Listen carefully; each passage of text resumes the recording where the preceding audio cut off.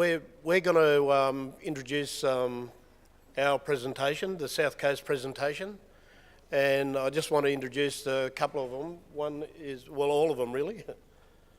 Vivian Mason, she's going to do Wodonga Local Land Council. Paul Knight is going to do the Illawarra Local Land Council.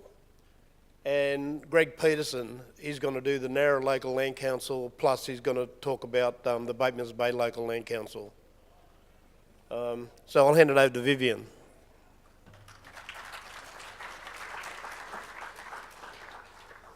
Wallawani, everybody. It's a pleasure to be here again. I'd like to acknowledge your Wonnarua people. I've been saying it right all day and I just mucked that up. While I'm here, I'd also like to acknowledge some of our old people that were in the select committee that went around South Coast, all over the state, sleeping in cars, just getting the message across, you know, for the land rights. And I'm pretty sure he was the first chairperson of the New South Wales Aboriginal Land Council. So I'm going to take this time to acknowledge Uncle Mervyn Penrith. Thank you.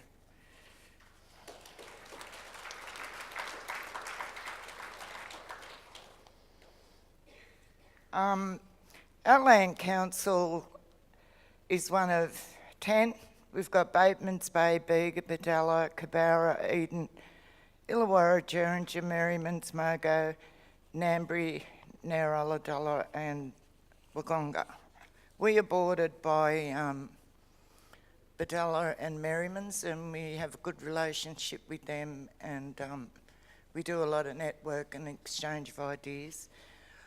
Also, I'd like to acknowledge Councillor Chapman. We've got a really long history. Danny and I and our CEO, Cheryl. We didn't do any pictures this time, photographs, because Cheryl's been really under the pump. She's our CEO and she does more than what's required of a CEO. She just works non-stop, and I really appreciate that we've got her.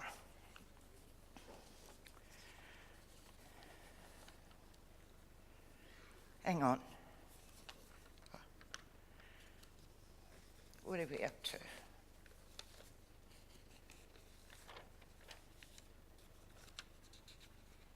Partnerships.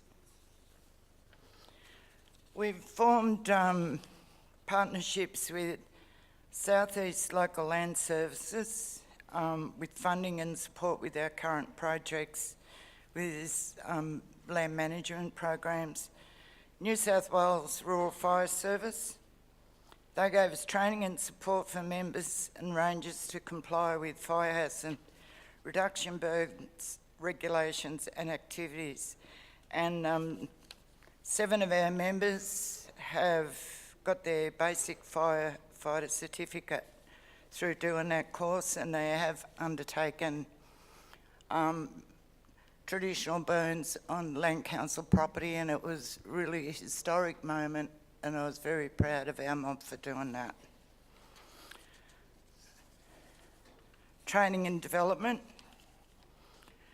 We've had a lot of training. Cheryl's been really cracking the whip on us and members.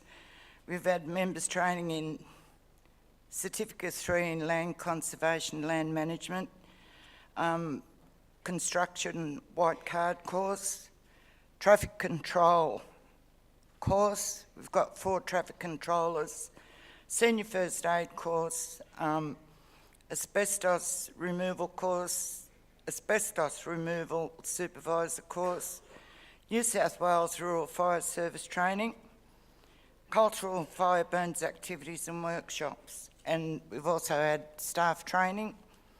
Cheryl's got a certificate in leadership and mentoring with IALC, and we've done senior first aid courses.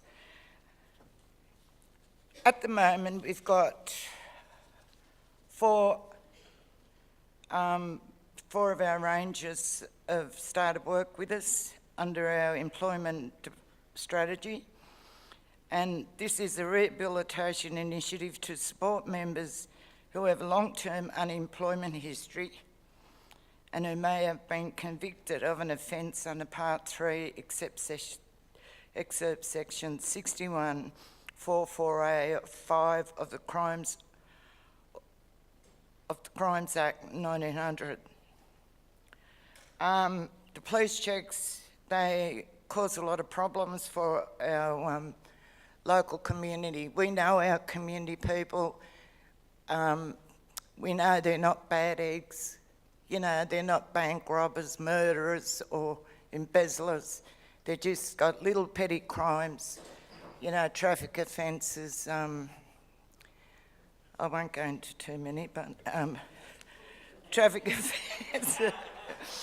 And, you know, they're sort of bit hesitant to apply for employment because, you know, they've got that police record and it's only really minor things. So we've been giving them opportunity to go and do the training, and we'll give them jobs, don't matter. We know who they are. And we know they're not bad people and they want to work. So, and the board does endorse that. So, we've also had a couple of our members do short films. They've been in demand because of the dance group that we have down the South Coast. They've been around, and a few of our members have found employment in the entertainment industry. So everything's going really good down here, and I'll hand it over now to Paul. And also Merriman just wanted me to say a few words, that they're going really well. They've got Terry there as the CEO now, and they're getting into an aquaculture program, and it's pretty exciting. Thank you.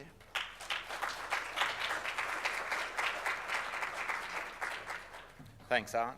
I too would like to acknowledge the Wonnarua people on which we're meeting here today. It's always an honour to have a look around and see what others are doing.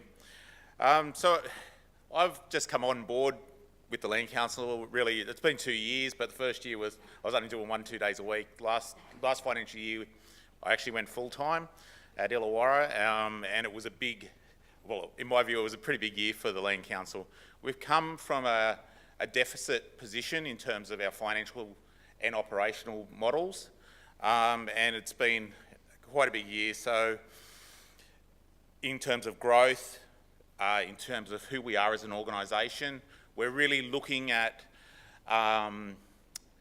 the identity of the Land Council, what we stand for, who we are, and for us to lead on a values-based model.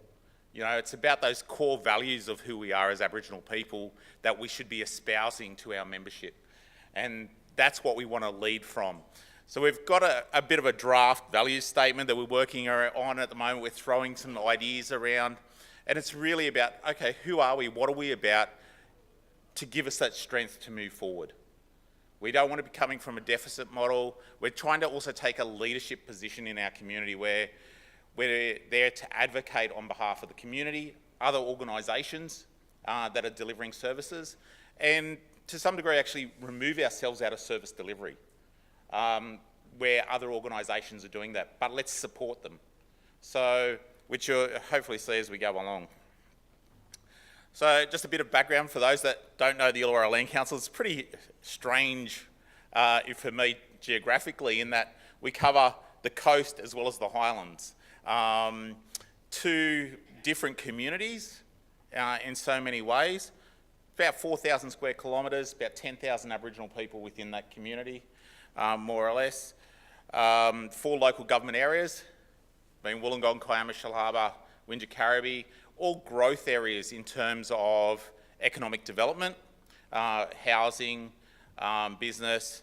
Wollongong's is the third most expensive city in Australia in terms of property prices, which makes a huge problem, creates a huge problem for our community in terms of housing ownership. And we don't have a lot of land. which I think is quite unique in terms of land councils. I was going over the Crown lands, and I think overall, if we get 30 lots of land in a land claim process, I'll be pretty surprised. Because most of our land has been developed or is parks or national parks, so it's unclaimable. So we're pretty restricted in what we do. So we have to look at other ways of doing business. So some of the things we're moving into, so around heritage services, so we're looking at archaeology and actually being consulting in that space, so looking to employ archaeologists so we can actually take a leadership position about our culture and heritage. We can then start to control that space around with site workers, how we manage and engage with the community about our heritage, who we are, where we need to assert ourselves. We can leverage off that consulting framework to actually support asserting cultural management in areas where, so the water catchment area, which is a no-go zone for a lot of people. Environmental services, we're expanding what we do there, again, looking at the consulting space. So we want to be able to develop our environmental plans, but then also deliver on them, which is what we've been doing. So 12 months ago, well, at the beginning of last financial year, we had 3 people employed 3 days a week doing environmental services type work. At the end of last financial year, we had 17 people employed full-time.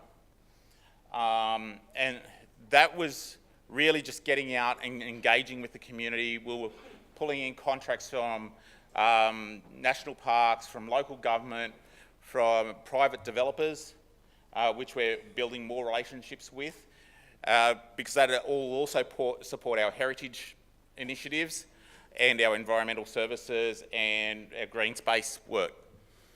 In terms of housing, we currently own 26 properties. We're looking at what we might be able to do in that space. It's one of those areas where, as an organisation, we think, okay, do we deliver housing? You know, is that part of what we should be about? Or should we let another organisation do that and see how we could support processes of development? Which is, I think, a core area for us is to really look at how do we control that space around land? It's pivotal. We don't have a lot of it as a land council. But if we're going to assert an economic growth, you know, the land's going to be a major part of that in some way. What is the role we should play there? And some of my thinking currently is maybe around land development. Yeah, we don't have land, but if we can build economic capacity to purchase land, we can start developing our own land and reselling it, building greater capital wealth and reinvesting that back into the organisation. Just some of the core figures, last 12 months, a growth of 73%, went from a $690,000 turnover to 1.2 million in 12 months. I actually suspect that, well, I'm forecasting for continued growth this year, and I'm projecting that in the next 18 months, what I would like to see personally would be for that to be up around the $5 or $6 million mark. And I truly believe that's doable. It's the way we leverage our services, it's the way we engage with our communities, but also, more importantly, the way we engage with local government. There's a key resource there. Unfortunately, local government doesn't understand its place, in my view, and how to work with our communities. We need to be asserting ourselves in that position. And I'll throw some ideas around that in a little bit. So in terms of our administration, we've gone through significant restructure over that 12 months in how we do things. And for NSWALC, one of the things we've tried to put in place is they can actually do our RAS online now. So they can actually log in from Queanbeyan and actually assess us online without coming to our site. All our systems we can make available to any of our funding bodies, any contract we have, we can work with them to make reporting a lot simpler, where it's completely transparent. As I mentioned, so these are some of the areas that we're working at. I've mentioned the heritage services, the environmental services. We're looking at land and property now as not only the LALC owned stuff, but jointly managed. How do we work with jointly managed properties? Because we can't get ownership, particularly of our state reserves. How do we work with them to build an income stream from that through joint management. We, again, don't claim it, but we say, okay, realistically, as traditional people from here, you should be working with us and asserting our cultural position and authority to say, no, let us do that. Give us the income from that. And we really need to be working in that space. And again, that carries over to licensed and leased land. Some of these things block us from actually asserting what we can do around economic development.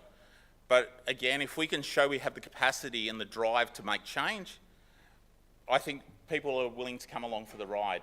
We do need government to support that. And Dave, I think there's a role for government to play in this. Again, I'll mention that in a minute.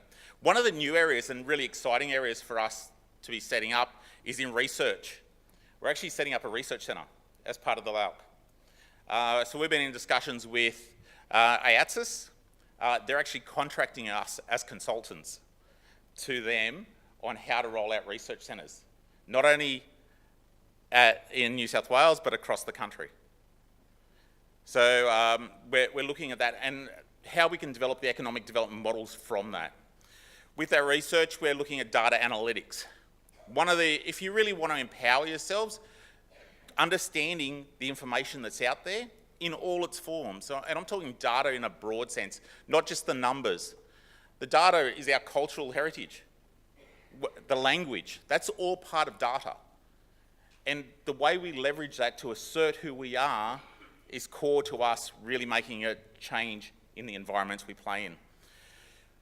With that, we're linking in with the University of Wollongong for some of that stuff. As I said, IATSIS, the collaborations there are quite good at this point in time.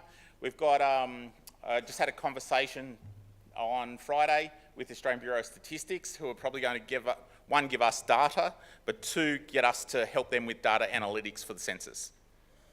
So because we don't have a lot of land, we've got to look at new ways of delivering services, new opportunities. So that's what this is about for us. With that, we're looking at another research area around the blue economy, which is around water, whether it's ocean, fresh water. How do we leverage off that to look at new ways of building economic growth? Again, that's supported in with the Department of Industry, University of Wollongong. We're in collaboration with those groups. New South Wales Ports are also coming on board with that. It's quite an exciting time for what we're doing. Collaborations is also key to what we're doing. You know, and we're not staying in the stereotypical areas. We're trying to go, okay, what else can we do? Bottom one there, establishment of a legal and business processing service. So what we're saying is, okay, every government organisation, David, does legal processing or business processing in some way. There's a procurement policy out there that gives an advantage in some respects to Aboriginal organisations.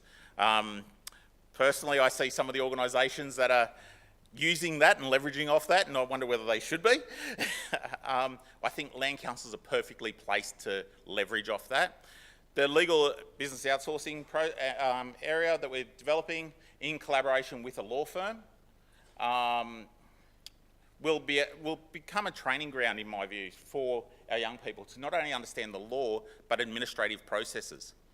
So we can empower our young people to assert, whether it's through policy, whether it's through administrative processes, to take leadership roles.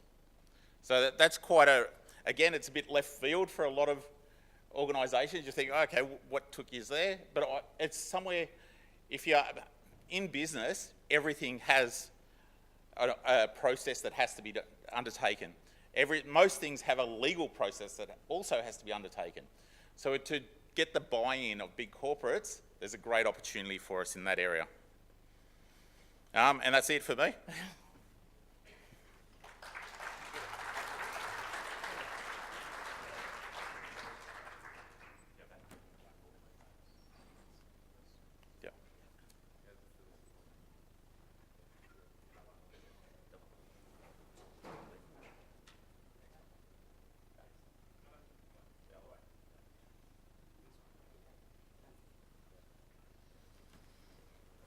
Sorry, I lost a page last time.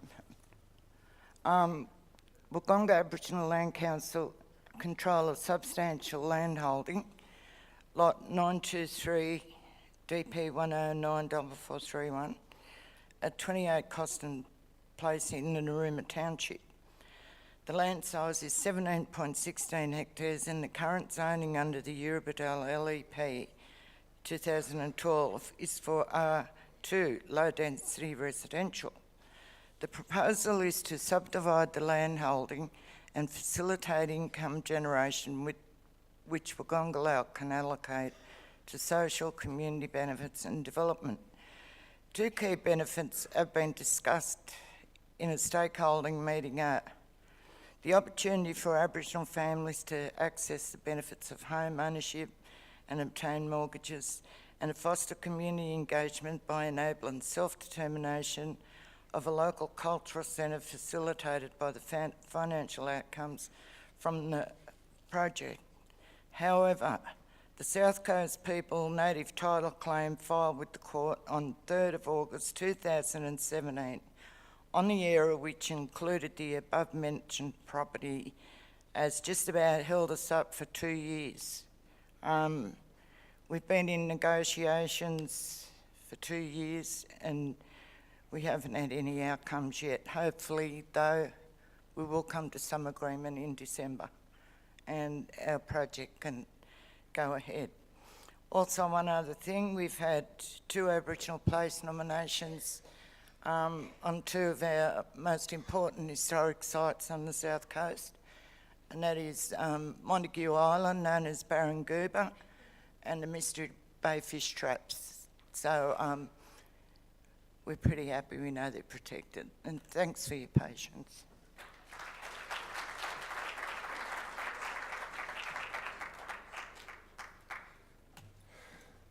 Thank you for your patience in not going to sleep. It's good for us. My name's Greg Peterson. I'm the CEO of the Nowra Aboriginal Land Council. I pay respects to the Wonnarua people and custodians of the land I stand on, and the elders past and present, and in particular the youth who are moving forward and hopefully taking over the banner. Nowra Aboriginal Land Council is very much engaged over at least the last year in looking at how we can increase capacity. The capacity to be able to train and employ large numbers of people.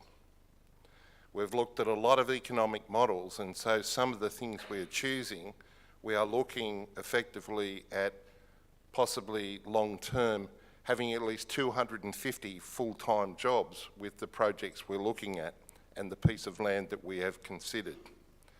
It is a big dream, but we've taken the view that there's nothing wrong with having dreams, there's nothing wrong with tripping over, there's nothing wrong with stuffing it up occasionally and getting back on with it. It's what you've got to do. So, number 2, Paul. So what we've done is, there is a couple of initiatives, but the big ones are, and this is to go out to all of you, because this is possible for you all. Thoroughbred horses in New South Wales cannot be slaughtered. They're taken down to Echuca to get knocked on the head. And New South Wales Racing has a trust where you have 12,000 ponies born into the thoroughbred industry every year, of which only 3,000 ever get to race. Ask yourself the question, what happens with all those other horses? Well, the trust has got them pigeonholed all around the place in New South Wales. And those horses can be retrained into the equestrian industry.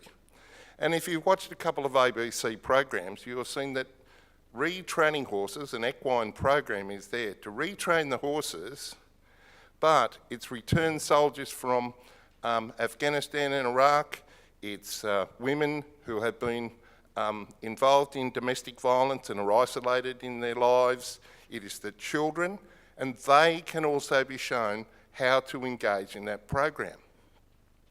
Improving their self-esteem, because when you're dealing with a 600 kilo animal and it actually does what you ask, you'd be surprised how good you feel. It's not about riding the horse. It's actually yard work in a round yard. And it's a very, very powerful tool that is used for quite a number of mental health programs. So we picked up the gauntlet, and we will have 15 of these horses sitting out at an area at Illawarra Farm.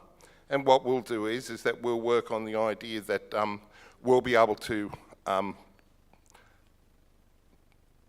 penny lease that property for a period of time until we can get trained up 8 to 10 people who can then inherit that mentor program, so that we have Aboriginal people serving Aboriginal people to improve their self-esteem, and we could get mentoring contracts with the prison system, probation and parole, family and support services, and other organisations who could use that program to improve the self-esteem of people. And then in the back of that, trying to use an employment program run in our larger things, so that we're not just having one day with the horses, that it's actually going somewhere for those people. I only had a discussion with the local council, and I'll take up the fight. What a pain, what an absolute pain. Shellhaven City Council is the most head in the sand group of people I've ever had to deal with, okay? We own 37,000 hectares down in Nowra, and they don't think that we have a right to go to the table. And they were, in my first time there, very annoyed about the fact that I was there saying, hey, listen, we get a say in everything. Absolutely everything to do with land. Every bit of planning, every road, every building, everything. Suddenly, we're being invited to meetings. But you've got to assert yourself with them, because our council's got guys there who've been there for 27 years, and they've formed their little fiefdoms, their little silos, and getting inside them is a difficult exercise. But once inside, your next problem is the political cycle. Councils go for 3 years. Our council's only got 1 year to go. Now's the time to hit them up, because the election's going to be in a year's time. So we're cagey political animals, and also never go to a meeting without knowing the enemy. If you go to a meeting and not know the enemy and not do your stuff, they will corner us. They have cornered us in the past, so you've got to be very proactive in knowing your stuff when you get in there and actually out-talking their advisors about what you know. So we have, for instance, approached them. They said, oh, listen, you've got a little piece of Aboriginal land over there that we'd like you to drop out of a claim. And I said, no, sorry, I'm not doing that. Oh no, we have intention of putting a solar farm on it, a 2 megawatt solar farm on that. We'll have you as a partner. And I had to say, on behalf of our people, I said, well, we can't drop that claim, because even if the claim was approved, it comes under Section 42. Well, we can't do anything to that until the Native Title Services thing goes through. So sorry, we're not doing that. We've got 17 square kilometres of land over there, and we'd like to know whether you'd like to be a partner in a 15 megawatt solar farm. That's creating real electricity that can go into the social context of members in our community who could have lower electricity bills, as well as selling it off wholesale to the local public hospital, the private hospital, the council themselves, or even in our town, Manildra, that's got a major factory sitting outside our town. That's an ongoing discussion, but we've already got the plans there, and so we went to a meeting not with an idea. We actually went and said, this is how much it's going to cost, this is how much your electricity costs you. Once again, going to a meeting, knowing your stuff is a good idea. We want to have a precinct. So in that precinct of land, we would like the solar farms to be our first project. Because our other activities use a lot of electricity, and the solar farm would be a slow drip of income to our people continuously, at least over the next 35 years, that electricity is something that we can get into. So if you've got a piece of land that you own that doesn't come under Section 42, I would really say you can form partnerships where you don't have to give up possession of your land, and what you do is you form a partnership under contract that will have you eventually own the asset. That's what you want to do. So you're using your land as a lever to get them to come and invest, but that investment is they're going to earn money for a certain period of time and you're going to have a slow drip, but then when you own that asset, you are going to get the long drip because Aboriginal people will own it solely. The next stage is linked to that. We could have, the first one that we want to have is an integrated smart farm. If you have poor land, and we all know that we are getting the scraps off the table, let's face it. If you have poor land, an integrated smart farm is a very smart way to go. Our first integrated smart farm will be 10 hectares under glass. You can't look around in Australia for a partner. The partners are sitting overseas, particularly in places like Holland, where they already have export contracts and they can't produce enough tomatoes, capsicums, cucumbers, and certainly they don't produce any bush food, which we could, in a completely enclosed environment that's got no soil, that's using stored water, that's gathering water all the time, and it has, in order to own that thing, you're looking at a 70-year life. The outcome of just a smart farm is 210 jobs on site because you're going to have an admin office with admin staff, you're going to have truck drivers for moving it, it's all got to fly out of Australia. It's a pretty big project, and while it's in its infancy and feasibility at the moment, it is possible. Once again, it's thinking 22nd century, not now. We're trying to make plans to engage our people, and I think one of my elders said it. He said, it's about time we got off the shovel. You know, it's about time we stopped being bean pickers and pea pickers. And down our way, that was the only way Aboriginal people could earn income. Fishermen, pea pickers, bean pickers, or working at a timber mill in the middle of nowhere. That's the way they earned their income to get their kids where they are. But now their kids are smart, and we need to start looking at smart things for them, for the future. We want to have a cultural experience infrastructure. I'll get on to the fishing next. Well, if you're going to have fertilised water, what you need is you need a freshwater fishery in order to have fertilised water. The fish eat one end, poo the other, goes into the system to grow the vegetables, purified, comes out the other end up the top to go back into the system. It's completely closed. Nothing goes into our local creeks or rivers. It's all an enclosed unit. So we've been looking at partners to do that type of thing, and also about the species.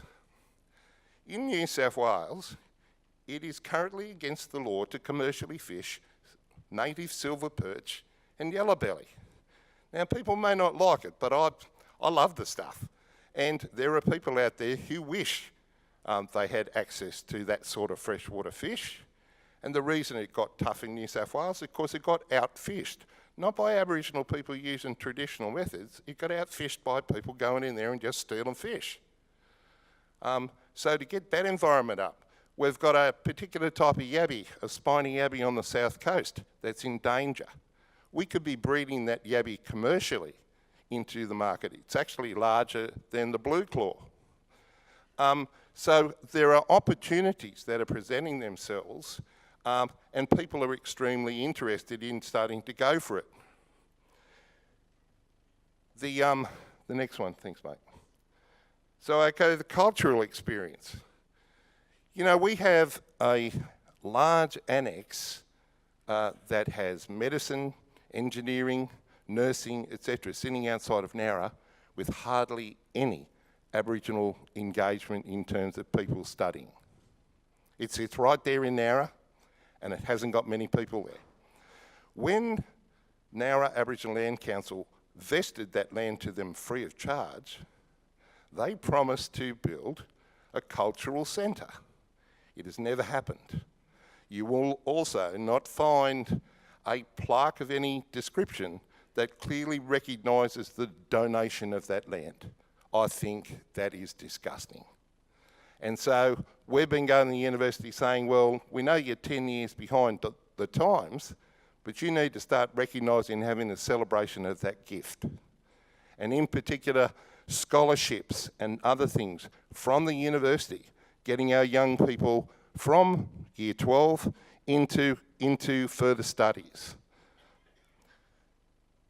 The other thing is, of course, the university doesn't have any accommodation.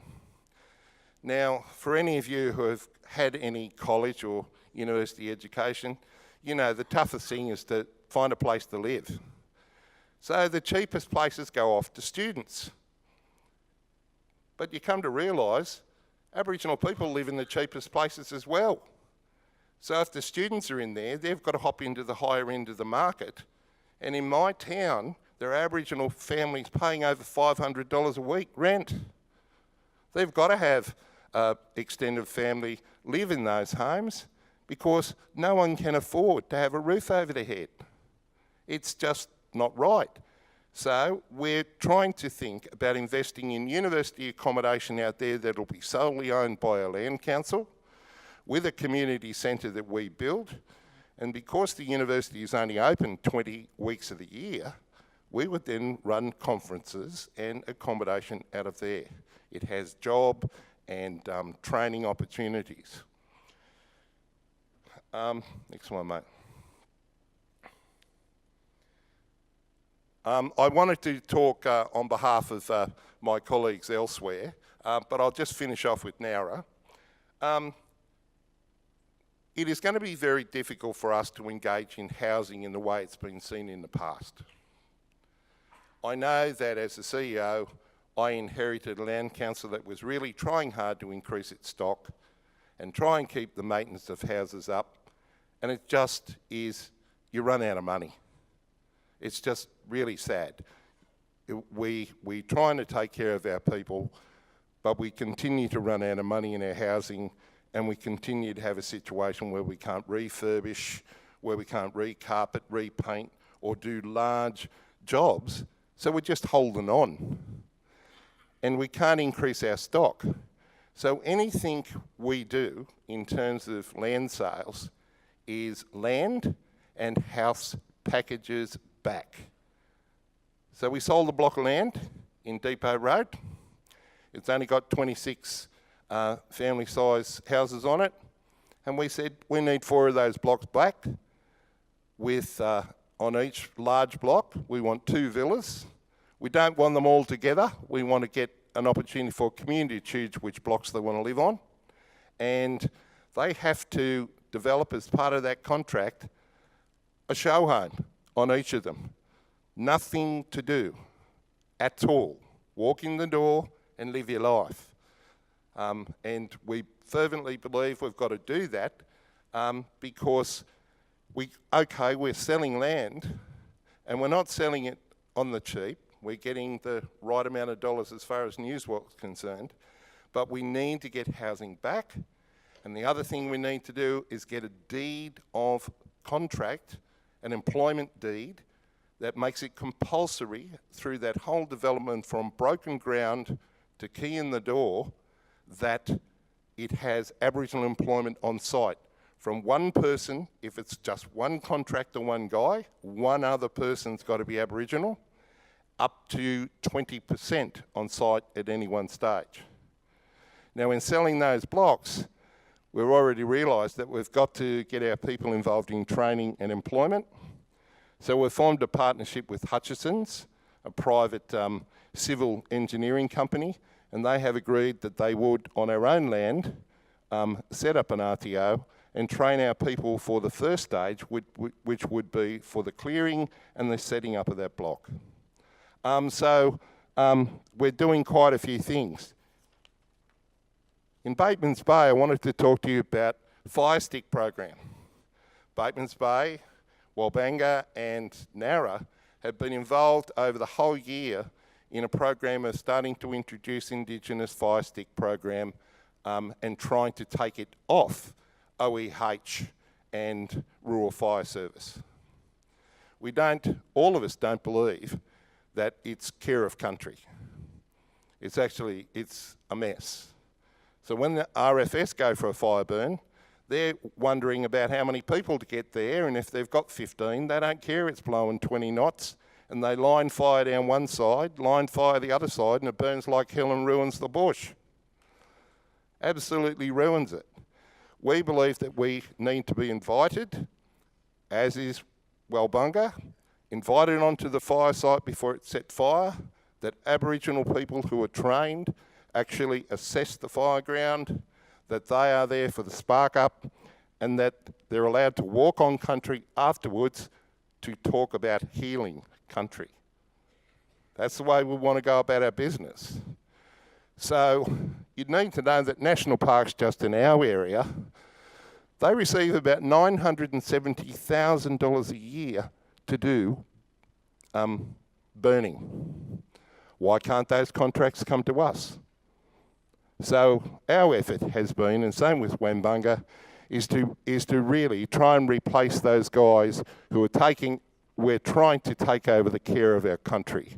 And there isn't much argument they can put up, quite frankly. So if you have a similar situation, I'm just saying, you do that. And we were that invested as a land council that during NAIDOC week, we made a decision that we wouldn't get engaged in, there's lots of fun activities. We decided to get engaged in training people in fire stick processes. And so I just needed to tell you that lots of things can happen with our land. I know they are all dreams, but I'm really saying to you, there's nothing wrong with dreaming. And keep dreaming and keep doing and keep talking and keep us all together as a mob, because it's the only way in which we're going to get ahead, taking care of ourselves. Thank you very much for listening to us.